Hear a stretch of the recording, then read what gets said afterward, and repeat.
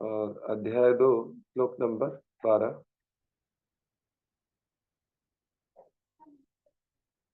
यत्र यत्र द्विजा गावो वेदा वर्णाश्रम क्रिया तं तं जनपदं याता सन्दीपयत विस्तृत।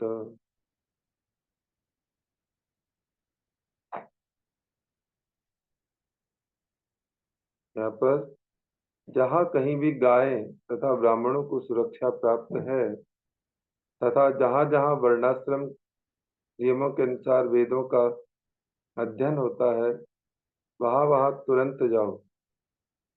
तुम लोग उन स्थानों में आग लगा दो और जीवन के स्रोत वृक्षों को जड़ से काटकर गिरा दो। ये बोल रहे हैं हिरण्यकश्यपु। तात्पर्य में यहाँ पर वास्तविक मानव सभ्यता के चित्र का अप्रत्यक्ष वर्णन हुआ है। पूर्ण मानव सभ्यता में भली भांति प्रशिक्षित व्यक्तियों का वर्ग पूर्ण ब्राह्मण के रूप में होना चाहिए। इसी प्रकार शास्त्रों के आदेश अनुसार सुचारू रूप से देश का शासन चलाने हेतु क्षत्रिय होने चाहिए और वैश्य होने चाहिए जो गायों की रक्षा कर सकें। गावह शब्द सूचित करता है कि गायों को सुरक्षा प्रदान की जानी चाहिए। क्योंकि वैदिक सभ्यता समाप्त हो गई है अतएव गायें सुरक्षित नहीं हैं, अपितु पशुवध केंद्रों में वे अंधाधुंध काटी जा रही हैं। ऐसे कार्य असुरों के हैं अतएव यह असुरी सभ्यता है। यहाँ पर वर्णित वर्णाश्रम धर्म मानव सभ्यता हेतु अनिवार्य है। जब तक मार्गदर्शन हेतु ब्राह्मण न हो, ठीक से शासन करने के लिए क्षत्रिय न हो तथा अन्न उत्पन्न करने एवं गायों की रक्षा के लिए पूर्ण वैश्य न हो, तब तक लोग शांतिपूर्वक कैसे रह सकते हैं?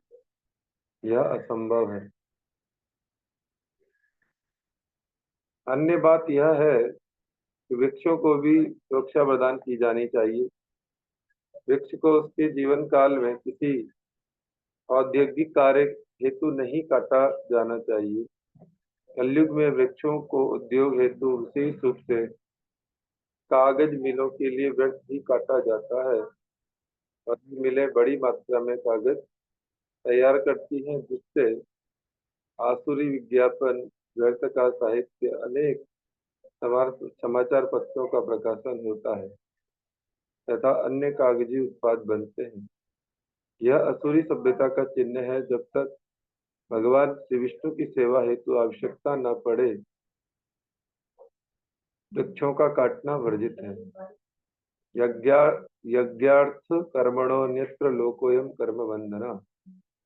भगवान श्री विष्णु हेतु यज्ञ रूप में कर्म किया जाए, अन्यथा कर्म मनुष्य को इस भौतिक जगत से बांधने वाला है। लेकिन यदि कागज की मिलें कागज का उत्पादन बंद कर दें तो यह पूछा जा सकता है कि महाराज जी इसके लिए बोले हमारा कौन साहित्य किस प्रकार छपेगा? इसका उत्तर यह है कि कागज मिलों को चाहिए कि कौन साहित्य के प्रकाशनार्थ ही कागज का उत्पादन करें। महाराज जी का अपना एक स्वतंत्र विचार है। यहाँ पर शास्त्र यही आज्ञा दे रहा है कि भगवत कार्य के लिए उसको प्रयोग किया जा सकता है, वस्तुओं को, भगवान की संपदा को। 13वां नंबर श्लोक। इति ते भृत्तनिर्देशवादाय शिरसाधृता तथा प्रजानां कदनं विदधु कदनप्रिया।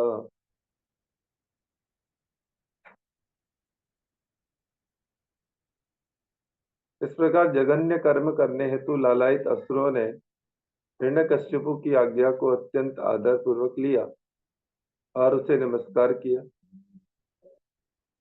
उसके निर्देश अनुसार वे समस्त जीवों के विरुद्ध ईर्ष्यापूर्ण कृत्यों में जुट गए।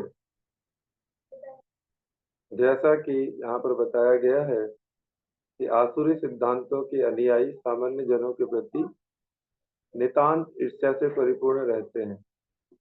आजकल की वैज्ञानिक प्रगति इस ईर्ष्या का जीता जागता उदाहरण है।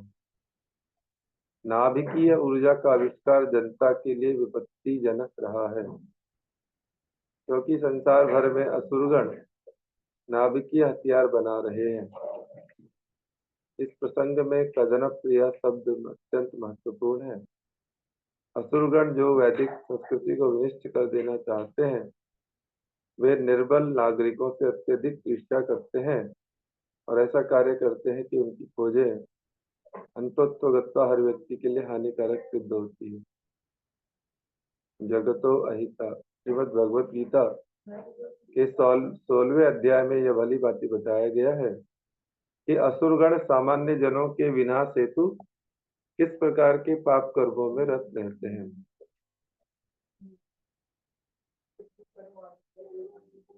पुरग्रामा ब्रजिध्याना चित्कारामस्त्रमाकरा एट खरवट घोषांश्च ददहु पत्तनानि च। असुरों ने नगरों, गांवों, चारागाहों, गौशालाओं, उद्यानों, खेतों तथा जंगलों में आग लगा दी। उन्होंने साधु पुरुषों के घरों, मूल्यवान धातु उत्पन्न करने वाली महत्वपूर्ण खानों, कृषकों के आवासों, पर्वतीय ग्रामों तथा ग्वालों की बस्तियों को जला दिया। उन्होंने सरकारी राजधानियां भी जला दी। तात्पर्य में उद्यान उन स्थानों हेतु प्रयुक्त किया जाता है जहां फल तथा फूल उत्पन्न करने हेतु वृक्ष उगाए जाते हैं, जो मानव सभ्यता के लिए अत्यंत महत्वपूर्ण होते हैं। श्रीमद् भगवत गीता नवम अध्याय 26वें श्लोक में भगवान श्री कृष्ण कहते हैं, पत्रम पुष्पम फलम तोयम यो मे भक्त्या प्रयच्छति तदहम भक्ति अप्रश्नामि प्रेतात्मनः। यदि कोई मुझे प्रेम तथा भक्ति पूर्वक एक पत्ती, फूल, फल या जल अर्पित करता है तो मैं उसे स्वीकार करता हूँ। फल तथा फूल श्री भगवान को अत्यंत प्रिय हैं। यदि कोई पूर्ण पुरुषोत्तम भगवान को प्रसन्न करना चाहता है तो वह केवल फल तथा फूल अर्पित कर सकता है और श्री भगवान उन्हें ग्रहण करके प्रसन्न हो जाते हैं। हमारा एकमात्र कर्तव्य है परम भगवान को प्रसन्न करना। संसिद्धिर हरितोषणम। हम जो कुछ भी करें, हमारा व्यवसाय चाहे कुछ भी हो, हमारा मुख्य लक्ष्य परमेश्वर को प्रसन्न करना या तुष्ट करना होना चाहिए। इस श्लोक में वर्णित समस्त सामग्री विशेष रूप से श्री भगवान की तुष्टि के निमित्त है, अन्य किसी की इंद्रिय तृप्ति हेतु नहीं। सरकार का ही नहीं अपितु संपूर्ण समाज का गठन ऐसा होना चाहिए कि प्रत्येक को पूर्ण पुरुषोत्तम भगवान को संतुष्ट करने की शिक्षा दी जा सके। किंतु लड़की होती है मम्मी, हम क्यों आड़े खाते हैं?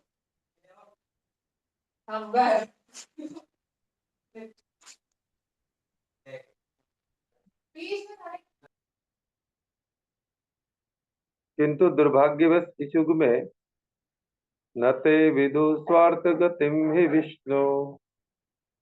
लोग यह नहीं जानते कि मनुष्य जीवन का सर्वोच्च लक्ष्य भगवान श्री विष्णु को तुष्ट करना है। इसके विपरीत वे असुरों की तरह केवल भगवान श्री विष्णु को मारने की योजना बनाते हैं और इंद्रिय तृप्ति द्वारा सुखी बनना चाहते हैं। यहाँ पर मारने की योजना बनाने से मतलब है कि भगवान को ना मानना, भगवान के साधारण मनुष्य समझना, उनको उनके जो आज्ञा है, उनका जो जैसे आज एकादशी है, भगवान की आज्ञा है स्पष्ट कि एकादशी हमें सबके लिए अनिवार्य विषय है, लेकिन सभी तो नहीं करते हैं।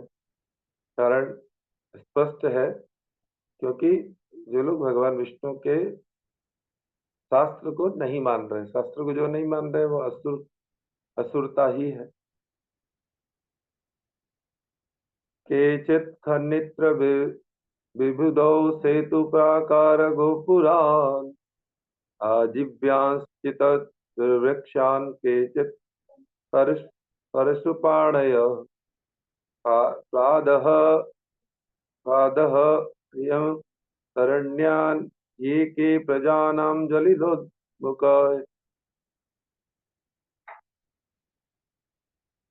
कुछ असुरों ने फावड़े लेकर पुल परकोटे तथा नगरों के द्वारा गोपुरों को तोड़ डाला।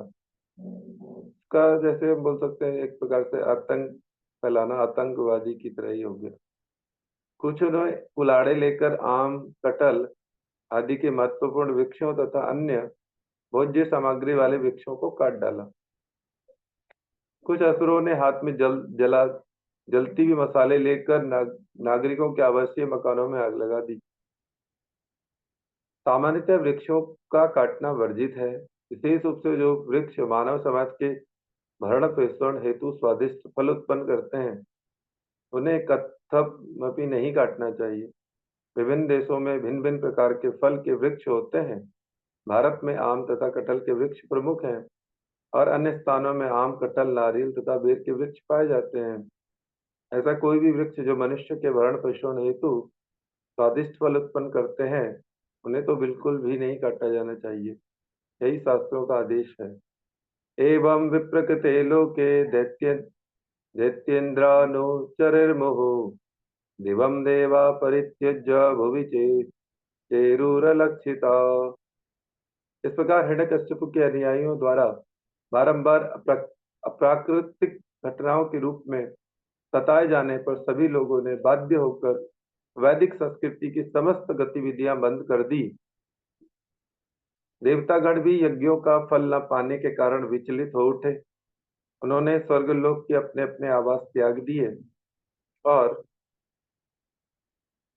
असुरों से अदृश्य रहकर विनाश का अवलोकन करने हेतु वे पृथ्वी लोक में इधर उधर विचरण करने लगे।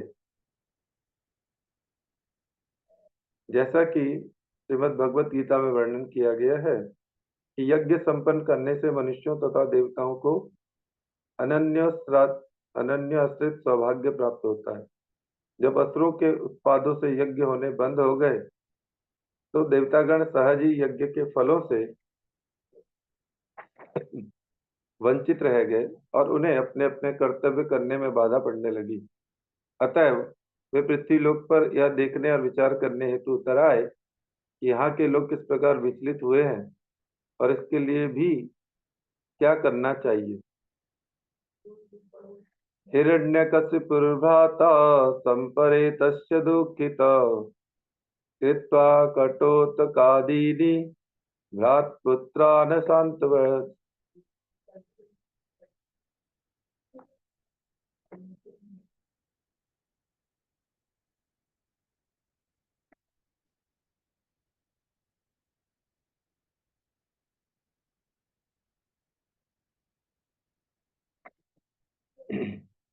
अपने भाई की अंत्येष्टि क्रिया संपन्न कर लेने के पश्चात हिरण्यकशिपु ने अत्यंत दुखी होकर अपने भतीजों को सांत्वना प्रदान करने का प्रयास किया। शकुनिं संबरं दृष्टिं भूत संतापनं मृकं कालनाभं महानाभं हरिस्ममश्रुमतोत्कचम् तन्मातरं रुषाभानुं धृतिं च जननीं गिरा लक्षणयादेशकालज्ञ इदमाह जनेश्वरः।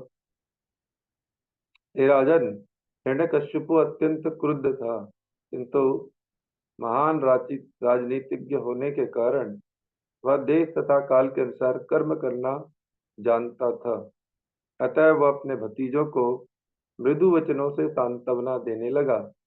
इनके नाम थे शकुनी, कंबर, दृष्टि, भूत संतापन, वृक, कालनाभ, महानाभ, अरिश्मश्रु तथा उत्कच। उसने उनकी माता अर्थात अपनी अनुज वधु वृषभानु एवं अपनी माता दिति को भी ढाढ़स बंधाया। वह उनसे इस प्रकार बोला, श्रीहिरण्यकशिपुरुवाच अम्बाम्बहे वधूपुत्रा वीरं मार्हत शोचितुम् रिपुरभिमुखे श्लघ्यं शूराणां वध ईप्सितः। हिरण्यकशिपु ने कहा, हे माता, हे वधु तथा हे भतीजों, तुम लोगों को महान वीर की मृत्यु हेतु शोक नहीं करना चाहिए, क्योंकि अपने शत्रु के समक्ष वीर की मृत्यु अत्यंत यशस्वी तथा वांछनीय होती है। भूतानां हि संवास प्रप- प्रपायामेव सुव्रते देवेनेकत्र नीतानां मन्नितानां स्वकर्मभिः। हे माता, किस भोजनालय या प्याऊ में अनेक यात्री पास पास आते हैं। अब ये तो पहले ही भगवान के पार्षद हैं, दूसरा असुर उसमें आए तो यहाँ पर, किंतु जल पीने के पश्चात वे अपने अपने गंतव्यों को चले जाते हैं। तो उनको समझा रहे हैं हिरण्यकशिपु। इसी प्रकार जीव भी किसी परिवार में आकर मिलते हैं, किंतु उसके पश्चात अपने अपने कर्मों के अनुसार वे अपने अपने गंतव्यों को चले जाते हैं। यहाँ पर ये भी स्पष्ट हो रहा है कि ज्ञान तो असुरों को भी है। हिरण्यकशिपु भी ये बात जानते हैं कि कर्म के अनुसार सब आएंगे और चले जाएंगे।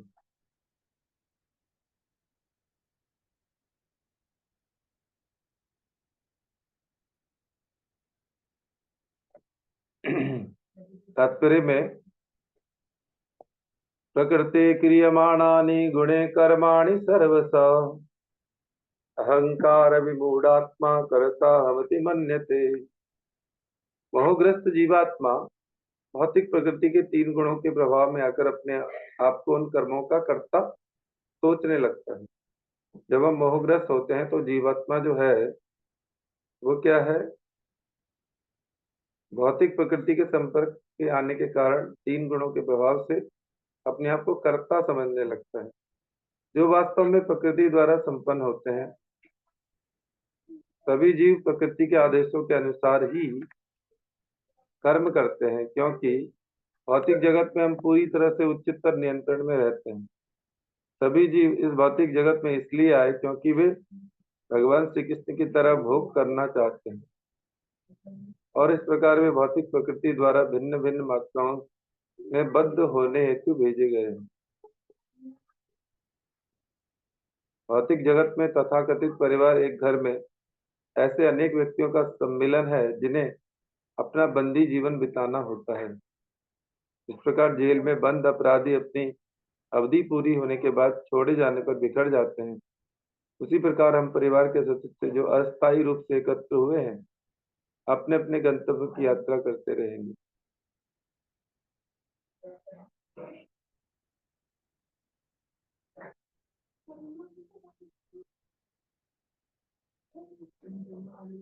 एक अन्य दृष्टांत में दिया जाता है कि पारिवारिक सदस्य उन तिनकों की तरह हैं जो नदी की लहरों में साथ साथ बहते रहते हैं। ये तिनके कभी कभी भंवर में पास पास आ जाते हैं और पुनः उन्हीं लहरों द्वारा विलग भी कर दिए जाते हैं तथा अकेले जल में तैरने लगते हैं। यद्यपि हिरण्यकशिपु दैत्य था, किंतु उसे भौतिक ज्ञान और समझ थी। फलस्वरूप उसने अपने पारिवारिक जनों को अपनी अनुज वधु, अपनी माता तथा भतीजों को जो सलाह दी वह बहुत उत्तम थी। यद्यपि दैत्यों को ज्ञान में अत्यंत बड़ा चढ़ा माना जाता है, परंतु वे श्री भगवान की सेवा में अपनी उन्नत बुद्धि का प्रयोग न करने के कारण ही दैत्य या असुर कहलाते हैं।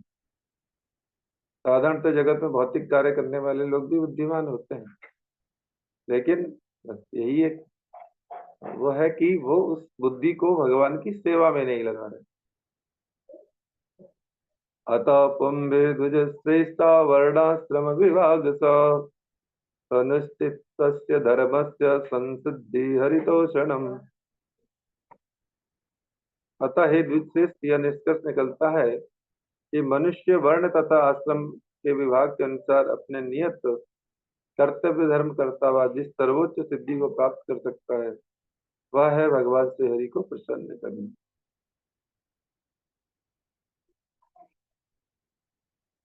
22वें नंबर श्लोक है, नित्य आत्मा व्यय शुद्ध स्वर्ग सर्ववित्पर धत्ते वसात्मनो लिंगम मायया विसृजत विसृजन गुणान। आत्मा या जीव की मृत्यु नहीं होती, क्योंकि वह सनातन तथा अव्यय है। भौतिक कलमश से मुक्त होने के कारण वह भौतिक या आध्यात्मिक जगत में कहीं भी जा सकता है। वह भौतिक शरीर से पूरी तरह से सजग तथा उससे सर्वथा भिन्न है, किंतु अपनी किंचित स्वतंत्रता के दुरुपयोग के कारण उसे तेरे भौतिक नाम शक्ति उत्पन्न सुन रहा है? समझ रहा है क्या बोल रही हूँ मैं? तथा मैं नहाने जा रही हूँ, फिर तेरा पानी गर्म होने में कम से कम 9:30 बज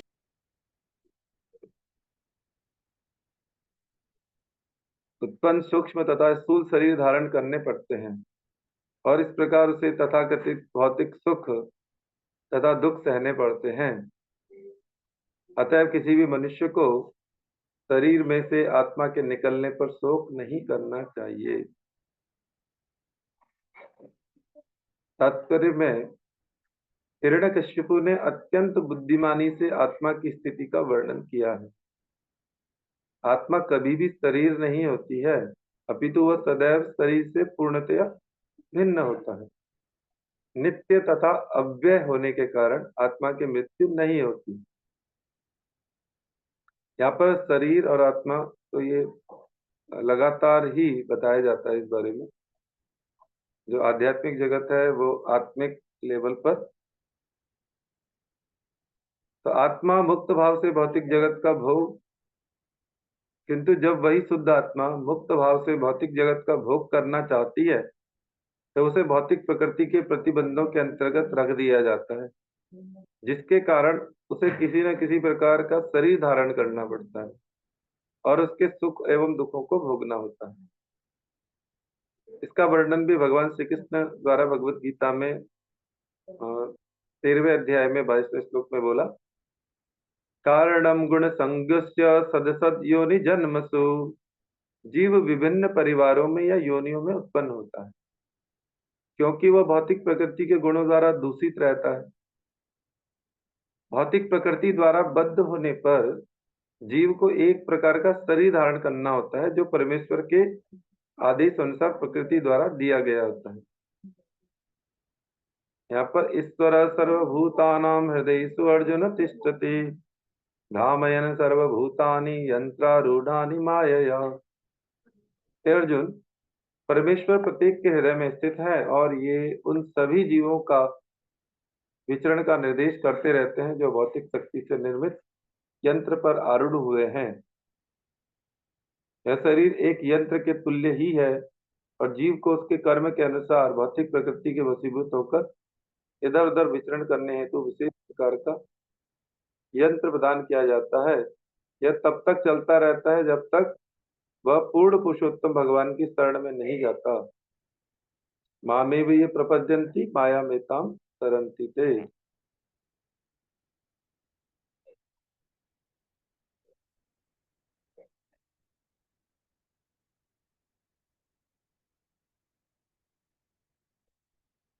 यथाम्भसा प्रचलता तरो वो अपि चला इव चक्षुषा भ्राम्यमाणेन दृश्यते चलति उभु। यहाँ पर 23वें नंबर श्लोक में बोल रहे हैं, जल की गति के कारण नदी के तटवर्ती वृक्ष जल में प्रतिबिंबित होकर गति करते हुए प्रतीत होते हैं। इसी प्रकार जब आंखें किसी मानसिक असंतुलन के कारण चलती रहती हैं तो धरती भी घूमती प्रतीत होती है। कभी कभी मानसिक असंतुलन के कारण धरती घूमती प्रतीत होती है। उदाहरणार्थ, एक शराबी या हृदय रोग से पीड़ित व्यक्ति कभी कभी अनुभव करता है कि धरती गतिमान है। इसी प्रकार प्रवाहित नदी में वृक्षों के प्रतिबिंब भी चलते प्रतीत होते हैं। ये सब माया के कार्य हैं। वस्तुतः जीव नहीं चलता। जीव का न तो जन्म होता है न मृत्यु होती है। जीव मतलब यहाँ पर जीवात्मा, किंतु नश्वर सूक्ष्म तथा स्थूल शरीरों के कारण जीवात्मा एक स्थान से दूसरे को गति करता है। जो उसका शरीर है उस शरीर से हम लोग जीवात्मा गति कर रही है। एवं मृत या सदा हेतु चला गया हुआ प्रतीत होता है। मृत्यु होती तो ऐसा लगता है कि सब कुछ चला गया, लेकिन वास्तविकता में वह जीवात आत्मा की मृत्यु नहीं है, शरीर की मृत्यु है। तो जगदानंद पंडित जी ने कहा, पिशाची पाइल ये न मति छन्न है, मायाग्रस्त जीवीर है से भाव उदय। प्रेम विवर्त के इस कथन अनुसार जब जीव भौतिक प्रकृति द्वारा बद्ध होता है, तब वह ऐसे व्यक्ति की तरह होता है जैसे भूत प्रेत सताते हैं। अतः मनुष्य को आत्मा के स्थिर पद को समझना चाहिए और कि वह किस प्रकार भौतिक प्रकृति की लहरों के द्वारा शोक तथा लालसा के अंतर्गत विभिन्न शरीरों तथा विभिन्न पदों तक ले जाया जाता है। मनुष्य को जीवन की सफलता तब मिलती है जब वह अपनी स्वाभाविक स्थिति को समझता है और प्रकृति द्वारा उत्पन्न परिस्थितियों से विचलित नहीं होता। प्रकृति क्रियमाणानि गुणे कर्माणि सर्वशः। 24 नंबर श्लोक है, एवं गुणे भ्राम्यमाणे मनुष्य विकलापमान याति तत्साम्यतां भद्रे यलिंगो लिंगवानिव। इसी प्रकार से हे मेरी भद्र माता, जब भौतिक प्रकृति के गुणों की गति द्वारा यह मन विचलित होता है, भटकता है, तब जीवात्मा सूक्ष्म तथा स्थूल शरीरों की विभिन्न अवस्थाओं से चाहे कितना ही मुक्त क्यों न हो, वह यही सोचता है कि वह एक स्थिति से दूसरे में परिवर्तित हो गया है। इसको और अच्छे से समझने के लिए तात्पर्य में बताया गया। हिरण्यकश्यप जी कह रहे हैं, जब भौतिक प्रकृति के गुणों की गति द्वारा यह मन विचलित होता है, जब हमारा मन डोलता है इधर उधर हर बार, तब जीव जो जीवात्मा है, सूक्ष्म तथा स्थूल शरीर, जो चाहे शरीर छोटा सूक्ष्म हो या स्थूल हो, विभिन्न अवस्थाओं से चाहे कितना ही मुक्त क्यों न हो, वह यही सोचता है कि वह एक स्थिति से दूसरे में परिवर्तित हो गया है। तात्पर्य में श्रीमद् भागवतम 10वें स्कंद 84 अध्याय 13वां श्लोक बोल रहे, यस्यात्म बुद्धि गुणपे त्रिताधुके स्वधि कलित्रादिश भौम्य इज्यति यत्तीर्थ बुद्धि सलिले न कर्च यज्ञे सवज्ञे यज्ञे स्वविज्ञेषु स एव गोकर। जो मनुष्य तीन तत्वों से बने शरीर को आत्मा के रूप में पहचानता है, जो अपने शरीर से उपजातों को अपना सगा मानता है, इस शरीर से मनुष्य के द्वारा मनुष्य उत्पन्न होते हैं, उपजातों का मतलब ये है, और उनको क्या कर लेता है, उनको अपना सगा मानता है, जो अपनी जन्मभूमि को पूज्य मानता है और जो तीर्थ स्थान में दिव्य ज्ञानी पुरुषों से भेंट करने नहीं अभी तो केवल स्नान करने जाता है,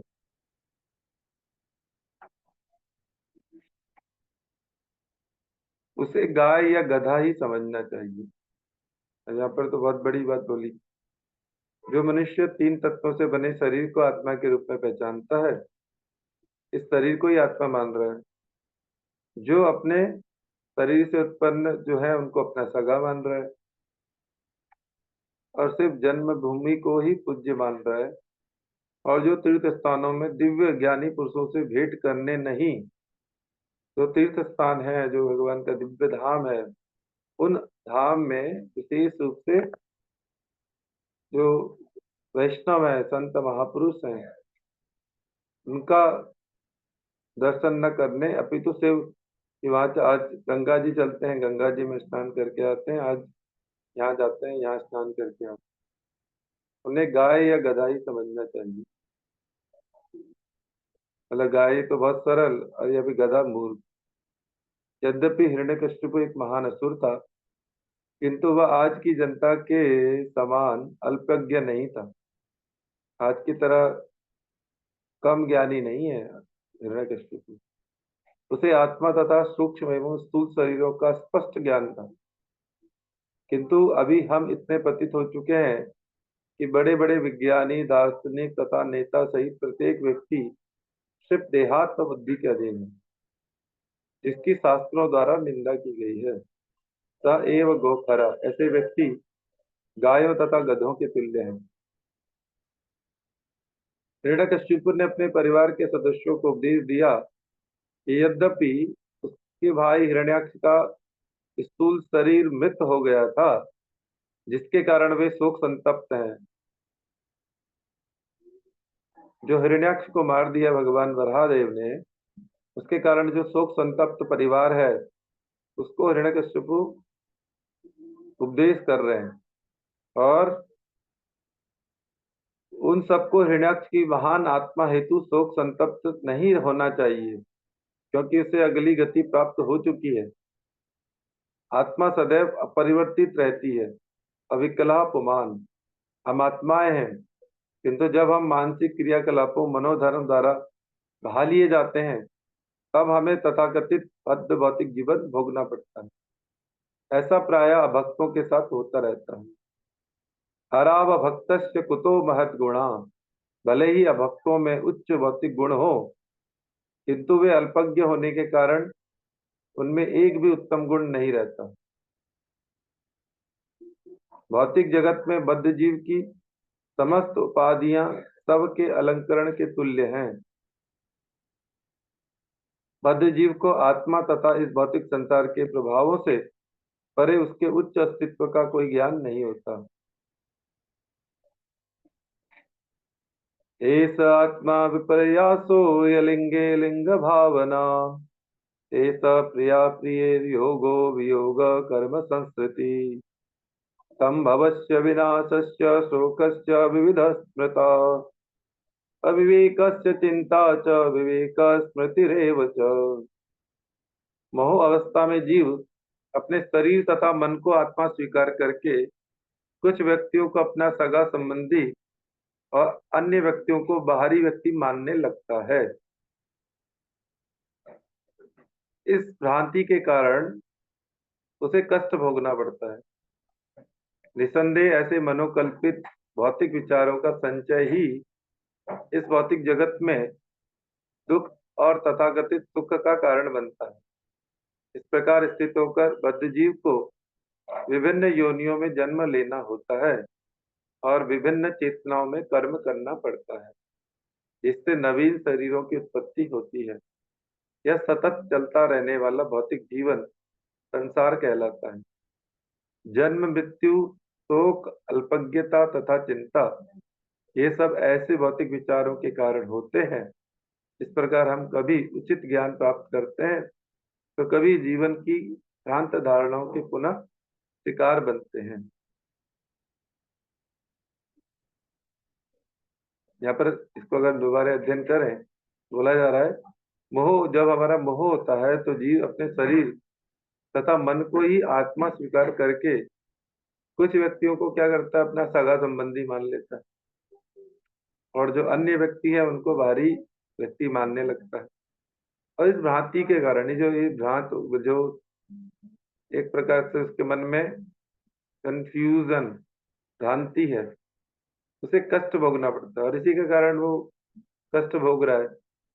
निसंदेह ऐसे मनोकल्पित, ये जो मन के द्वारा कल्पित उसका भौतिक विचार है, उसका संचय, उसके जो उसको स्टोर कर रहा है अपने मेमोरी में, माइंड में, इस भौतिक जगत में उसको दुख तथाकथित सुख का कारण बनता है। इसीलिए हम जो दुख हो रहे हैं, दुखी हो रहे हैं, सुखी हो रहे हैं, उसका कारण हम किसी से ज्यादा एक्स्ट्रा लगाव कर रहे हैं और किसी से बहुत। तो यहाँ पर क्या हो रहा है, जब हम ज्यादा लगाव करेंगे तो ज्यादा दुख प्राप्त होगा। या अपने परिवार, जहां पर भी करेंगे, अल्टीमेटली भक्ति को समझना होगा। इस प्रकार स्थित होकर बद्ध जीव को विभिन्न योनियों में जन्म लेना पड़ता है, और इस प्रकार जब वो उससे इतना आबद्ध हो जाता है तो वहीं पे पुनरपि जननम पुनरपि मरणम होता है, और विभिन्न चेतनाओं में कर्म करना पड़ता है, जिससे नवीन शरीरों की उत्पत्ति होती है। और यह सतत चलता रहने वाला भौतिक जीवन संसार कहलाता है। यही संग का सार। जन्म, मृत्यु, शोक, अल्पज्ञता तथा चिंता, ये सब ऐसे भौतिक विचारों के कारण होते हैं। इस प्रकार हम कभी उचित ज्ञान प्राप्त करते हैं तो कभी जीवन की भ्रांत धारणाओं के पुनः शिकार बनते हैं। कभी कभी तो हमें उचित ज्ञान प्राप्त हो रहा है, कभी भ्रांत धारणाओं में हम पुनः शिकार बन जाते हैं। बार बार जन्म मृत्यु के चक्र में फंसते जाते। 27 नंबर श्लोक है अध्याय 2 का। अन्नाप्युदाहरन्ति मितिहासं पुरातनम् यमस्य प्रेत बंधूनां संवादम तम निबोधत। इस प्रसंग में प्राचीन इतिहास से एक उदाहरण दिया गया है। इसमें यमराज तथा मृत व्यक्ति के मित्रों के मध्य की वार्ता निहित है। कृपया इसे ध्यानपूर्वक सुनिए। तात्पर्य में इतिहास पुरातनम का मतलब प्राचीन इतिहास। यद्यपि पुराणों में तिथि क्रम से वर्णन नहीं मिलते, पुराणों में कभी भी तिथि नहीं बताई जा रही है कौन सा तिथि, किंतु इनमें वर्णित घटनाएं विगत युगों की वास्तविक कथाएं हैं। श्रीमद् भागवत महापुराण अर्थात यह समस्त पुराणों का सार है। मायावादी विद्वान पुराणों को नहीं मानते। मायावाद के जो लोग हैं वो ज्यादातर पुराणों को नहीं मानते, किंतु श्रील मध्वाचार्य तथा अन्य ज्ञानी विद्वान इन्हें विश्व के प्रमाणित इतिहासों के रूप में स्वीकार करते हैं। उसी नरे सुस्त भूत भूद्राजा सुयज्ञ इति विश्रुता सपत्ने निहितो युद्धे ज्ञात यस्तमुपासत। उसी नर नामक राज्य में सुयज्ञ नाम का एक विख्यात राजा था। जब यह राजा युद्ध में शत्रुओं द्वारा मार डाला गया तो उसके संबंधी मृत शरीर को घेर कर बैठ गए और उस मित्र की मृत्यु पर शोक प्रकट करने लगे। ये बताया जा रहा है यहाँ पर। अब इसके आगे श्लोक है, फिर इसका और डिटेल है। विशीर्ण रत्न कवचम विभृष्टाभरणस्त्रजम तर निर्भिन्न हृदयम शयानम मृगस्त्रिगाविलम प्रकीर्णकेशम दस्ताक्षम रभसादिष्टदच्छदम गजाकुंठमुखाम्भोजं छिन्नायुधभुजं मृधे। उसी नरेन्द्रं विदना तथा कृतं पतिं महिष्य प्रसवीक्ष्य दुःखिता हतास्मनाथेति करेरुरो स्पृशं यरन्तु महस्तत्पदयो योरुपापतन्। वध किया हुआ राजा युद्ध स्थल में गिरा पड़ा था। उसका सुनहला रत्न जड़ित कवच छिन्न भिन्न हो गया था। उसके आभूषण तथा वस्त्र अपने अपने स्थानों से विलग हो चुके थे। उसके बाल बिखर गए थे और उसकी आंखें कांतिहीन हो चुकी थी। उसका संपूर्ण शरीर रक्त से सना था और उसका हृदय शत्रु के बाणों से बिंधा था। उसने मरते समय अपना शौर्य दिखाना चाहा, अतः उसके होंठ दांतों से कट गए थे और दांत उसी स्थिति में थे। उसका कमल सदृश सुंदर मुखारविंद अब काला पड़ गया था और युद्ध भूमि की धूल से सना था। तलवार तथा अन्य हथियारों से युक्त उसकी भुजाएं कटकर टूट चुकी थी। जब उसी नर के राजा की रानियों ने अपने पति को इस स्थिति में पड़े देखा तो वे रोने लगी। हे नाथ, आपके मारे जाने से अब हम भी मारी जा चुकी हैं। इन शब्दों को बारंबार कहती हुए अपनी छाती पीट पीट कर मृत राजा के चरणों पर गिरी पड़ी।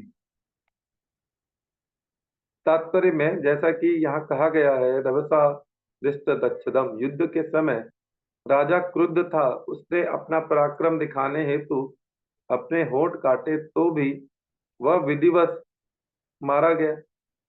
इससे सिद्ध होता है कि हम उच्चतर शक्तियों द्वारा नियंत्रित हैं। हमारी निजी शक्ति या प्रयास सदैव श्रेष्ठ नहीं रह पाता। हम परमेश्वर के आदेश द्वारा प्रदत्त स्थिति स्वीकार करनी चाहिए। जो विधि का विधान है उसके द्वारा तो हम मारे ही जाएंगे। यहाँ पर एक 32 नंबर श्लोक है। रुदत्य उच्चेदयिताग्रिपङ्कजम् सिञ्चन्त्यस्त्रे कुचकुङ्गमारुणे विस्तस्तकेशाभरणा शुचं नृणाम् सृजन्त्याक्रन्ददनया विलेपिरे। रानियों के जोर जोर से रोने पर उनके आंसू वक्षस्थल पर लुढ़क आए थे। जहां भी कुमकुम चूर्ण से लाल होकर फिर उनके पति के चरण कमलों पर गिर पड़े, उनके केस बिखर गए, उनके आभूषण गिर गए और अन्य व्यक्तियों के हृदय से सहानुभूति जगाती हुई रानियां अपने पति की मृत्यु पर विलाप करने लगी। आज हम श्रीमद् भागवतम जी को यहीं तक श्रवण करते हैं। कल इससे आगे फिर कंटिन्यू